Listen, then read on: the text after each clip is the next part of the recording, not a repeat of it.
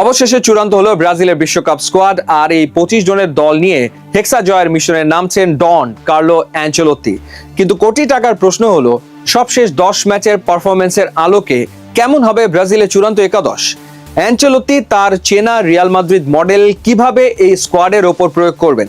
Injury কাটিয়ে ফেরা Neymar কি শুরুর একাদশে থাকবেন, নাকি তরুণ এনরিক আর ভিনিসিয়াস জুনিয়রই সামলাবেন আক্রমণের মূল দায়িত্ব? কার্লো অ্যানচেলোত্তি রিয়াল মাদ্রিদে 4-3-3 এবং 4-3-1-2 ডায়মন্ড ফরমেশন ব্যবহার করে সাফল্য পেয়েছেন। ব্রাজিলের এই স্কোয়াডে প্রপার উইঙ্গার এবং স্ট্রাইকারদের দারুণ ভারসাম্য আছে। সবশেষ ম্যাচগুলোর পারফরমেন্সের ওপর ভিত্তি করে অ্যানচেলোত্তি মূলত একটি আক্রমণাত্মক 4-3-3 ফরমেশন বেছে নেবেন, যা ম্যাচের পরিস্থিতি অনুযায়ী মাঝ মাঠকে শক্তিশালী করতে 4-4-2-এ রূপ নিতে পারে। স্কোয়াডে ওয়েভারটন থাকলেও মূল লড়াইটা অ্যালিসন এবং এডারসনের মধ্যে। তবে অ্যানচেলোত্তির ক্লাসিক্যাল গোলকিপিং পছন্দ এবং সবশেষ 10 ম্যাচে বিগ ম্যাচ পারফরমেন্সের কারণে লিভারপুলের অ্যালিসন বেকারি থাকছেন পোস্টের নিচে নাম্বার 1 চয়েস। ডিফেন্সে অ্যানচেলোত্তি সবসময় অভিজ্ঞতার উপর ভরসা করেন। রক্ষণ ভাগের মূল 2 স্তম্ভ হবেন পিএসজির মার্কুইনস এবং আর্সেনালের গ্যাব্রিয়াল মাগাহায়েস। ব্যাকআপ হিসেবে ব্রেমার এবং লিও পেরেইরা থাকায় ডিফেন্স বেশ সলিড। রাইট ব্যাকে অভিজ্ঞ দানিলোর ডিফেন্সিভ স্টেবিলিটি অ্যানচেলোত্তিকে সাহায্য করবে ব্যাকলাইন ধরে রাখতে। তরুণ ওয়েজলি থাকবেন তার গতিময় ব্যাকআপ।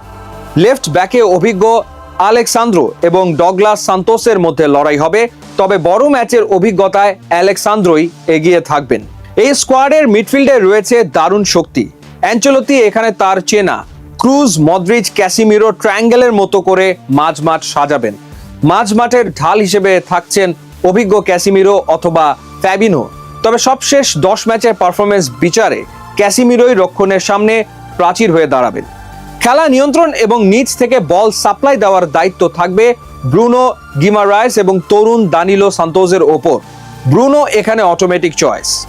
আক্রমণাত্মক ফুটবলের জন্য অ্যাটাকিং মিডফিল্ডে খেলবেন লুকাস পাকুয়েতা।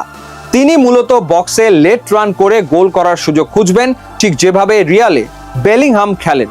এই স্কোয়াডের সবচেয়ে আকর্ষণীয় জায়গা হলো ফরওয়ার্ড লাইন। এখানে অ্যানচেলোত্তির হাতে অপশনের অভাব নেই। লেফট উইংয়ে বিশ্বের অন্যতম সেরা উইঙ্গার ভিনিসিয়াস জুনিয়র থাকছেন বাম প্রান্তে। অ্যানচেলোত্তির অধীনে রিয়ালে যেভাবে তিনি রাজত্ব করেছেন, ব্রাজিলেও তার ব্যতিক্রম হবে না। গ্যাব্রিয়েল মার্তিনেল্লি থাকবেন তার তুখোড় ব্যাকআপ।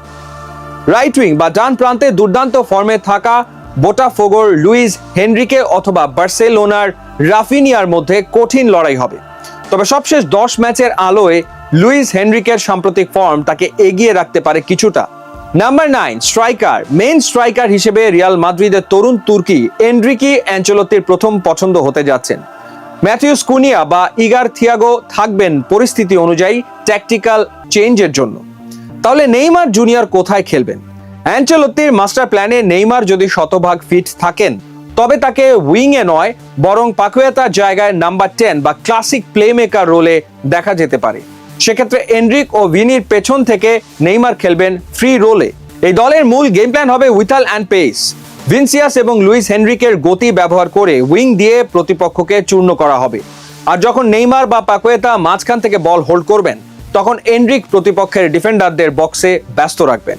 ক্যাসিমিরো এবং ব্রুনো গিমারায়েস মাঝ মাঠের কাউন্টার অ্যাটাক রুখে দিয়ে ডিফেন্সকে পুরোপুরি সুরক্ষিত রাখবেন।